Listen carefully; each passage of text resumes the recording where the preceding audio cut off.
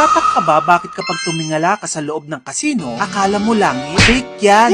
Kisame lang yan na ginawang mukhang blue sky with clouds. Sa Caesar's Palace at sa iba pang sikat na casino, intentional ang fake sky ceiling. Hindi yan para Instagrammable lang, kundi para isipin mong tanghaling tapat pa rin, kahit alas 3 na ng madaling araw. Eto pa, wala ka ring makikitang orasan kahit isa sa casino. Bakit kamo? Kasi ayaw nilang maalala mong pagod ka na o kailangan mo nang umuwi. Gusto nila, taya ka lang ng taya. At para di ka rin antokin, nagpapalabas sila ng oxygen sa air vents para feel mo laging fresh at gising na gising ka. Kahit ang layout mismo ng casino, wala kang makikitang tuwid na kanto, paikot-ikot lang para wala kang mapagdesisyonan kundi bumalik sa slot machine. Lahat ng design sa loob ng casino, mula sahig hanggang kisame, ang goal para panatilihin kang nasa loob, gumagastos at tumataya. So next time na humanga ka sa fake sky sa loob ng casino, remember, hindi yan cute. Trap yan para isipin mong tanghaling tapat pa rin.